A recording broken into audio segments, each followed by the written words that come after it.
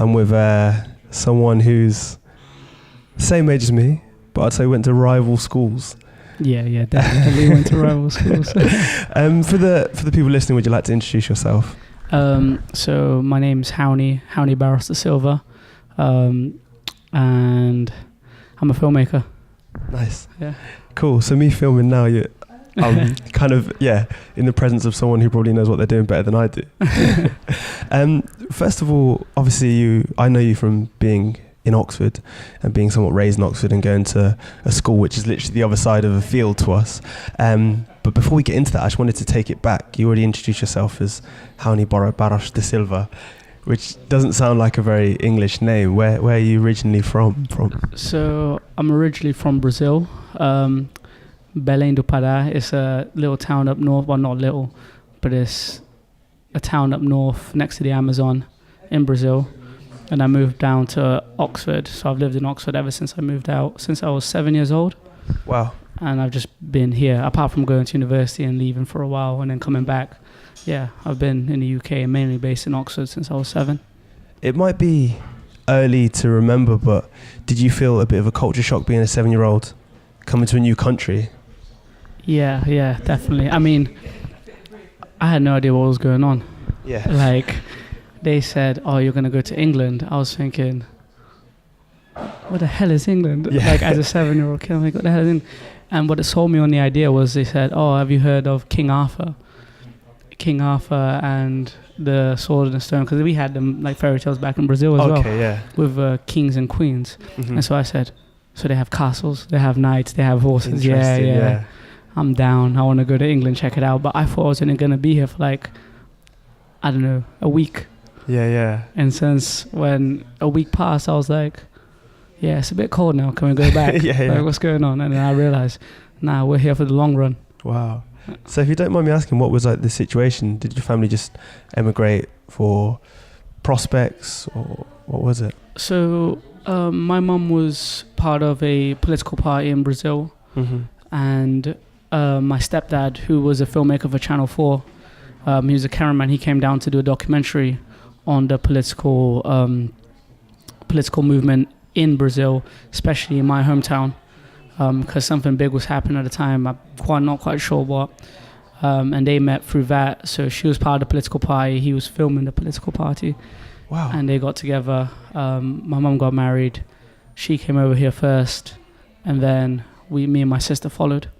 Wow. I never knew this about you. Yeah, not many people and do. What's really interesting about that is, I guess when we get into it, it's all going to come back round because like you're in filmmaking yourself. Yeah, that's right. So going back to like that period where you first came to England, you're settling in now, you're starting to become British, so to speak.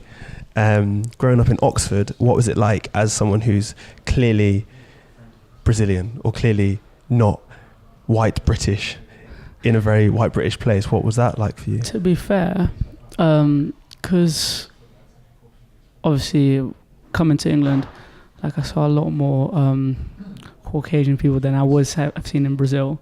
Yeah. But to me as a kid, like it didn't matter anything. Mm-hmm. It only became a factor of like skin color when I think maybe it got into around year 8, year 7, year 8 is when we started being exposed to different things that were happening in the world. We became to understand be a bit more conscious about why people are affected through certain means. But even then, I didn't know in depth of what it was about. Yeah. I just knew that, certain people are, because they're from certain parts of the world, they're a different skin color, they're a different culture. Yeah. But it wasn't until I was maybe in my very early teens, that I began to realize that.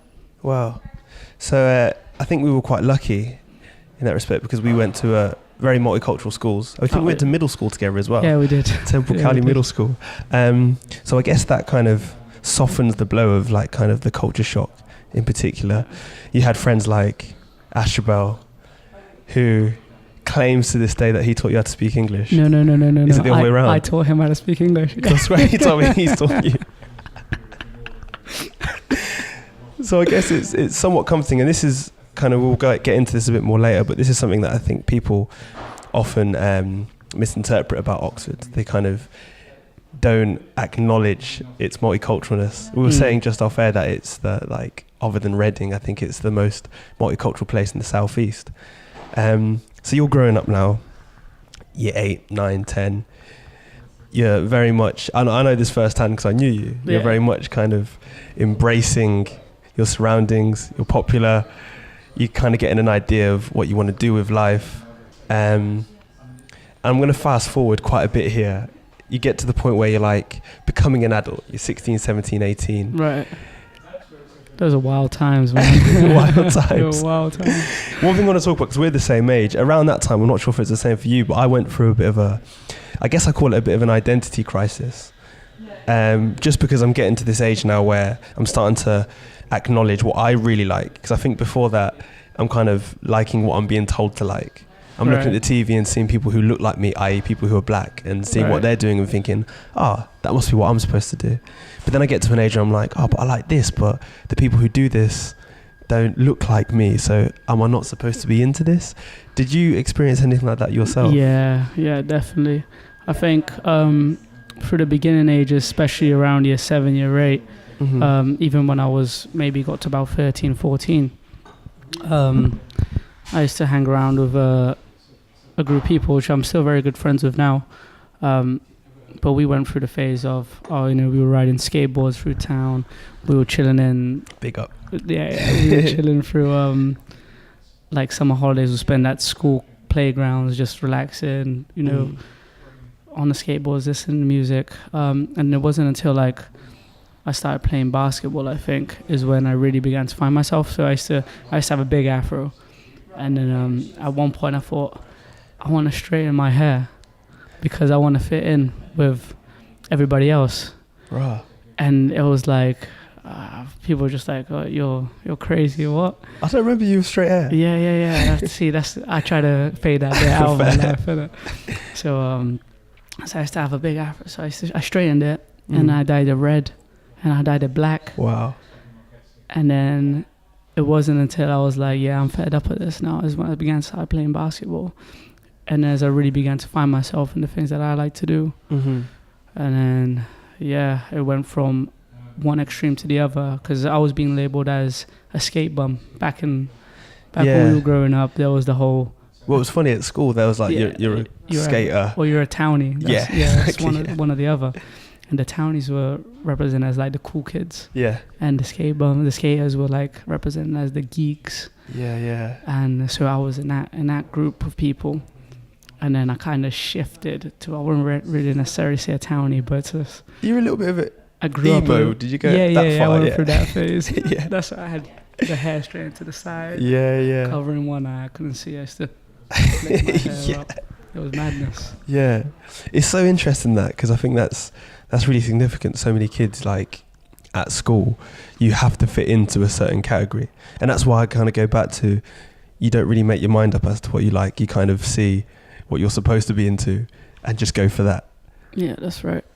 So I remember around this time as well, or maybe a little bit later, you got into DJing, which I found quite interesting, because I've always known you as being someone who's like, has a need, like we did over at our school. I felt like we had two similar like friendship groups, but at different schools. I was over here with the twins and the Waste and that, and we were dancing and rapping and all of that, and then you guys are over there and you're dancing and making films and playing sport and that. I don't know where I'm going with this. I'm just trying to reminisce, if I'm completely honest. But around that time I remember you got into DJing. I'm just interested as to like what music you were playing. Right. Okay. So, because I think that what music you're playing is very telling of like, who I am now. Definitely. So this was. So it must have been when I was around 18 years old. Mm-hmm. One of my best friends, Rodney, he was working in a DJ shop. DJ, an equipment store actually. They sold equipment for like gigs and whatnot. Which one was this? Was it the Rodney? But which was the store? It was Dave Seamers. I borrowed some stuff there before. Yeah. And he used to work there, and he was getting into DJing, and so he brought over some equipment, and he said to me and my other friend Tony, is like, "Yo, do you guys want to learn how to DJ?" And I was like, "Yeah, what? That's the coolest things." Like, DJ. Like, cool. So we learned, and then he had connections with a place called Bubbly Bar, which is Nomads now, or Yeah. Norman's Nomads. It had the best shisha there. We used to go there before we went to like First or whatever. And so like they needed a spot for a DJ, so Rodney signed up, and he managed to get it. They liked his mix, and then he brought us over.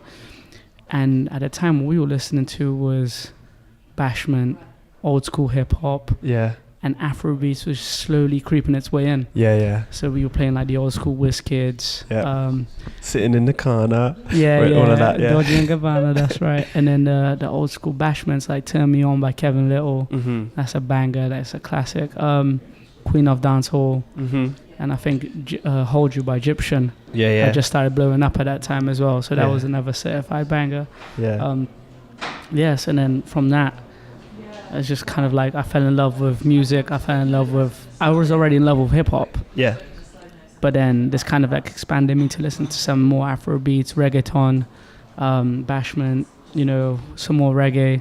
Yeah. And like things which a few years ago I'd have been like, oh, I don't want to listen to this type of music because it doesn't fit my identity. Yeah. Whereas now it's like I'll listen to all types of music, and it's just really expanded what I like to listen to. It was really interesting you've mentioned all those genres, because I feel like the majority of us who were like our age growing up was just listening to that. It was just the thing. It was just like I was DJing over here, Lewis was DJing over there, and we were all just playing that bashment, hip hop. Guess you call it R&B, but it was going through a funny phase. Yeah. I went through even the UK funky was jumping at that time as well.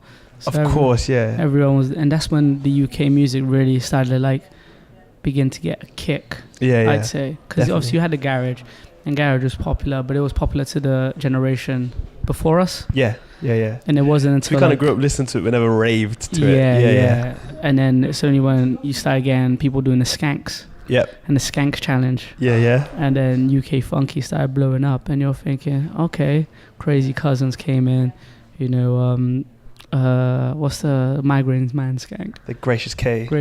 Yeah, their man came through. And then, and it just kind of like grew from there.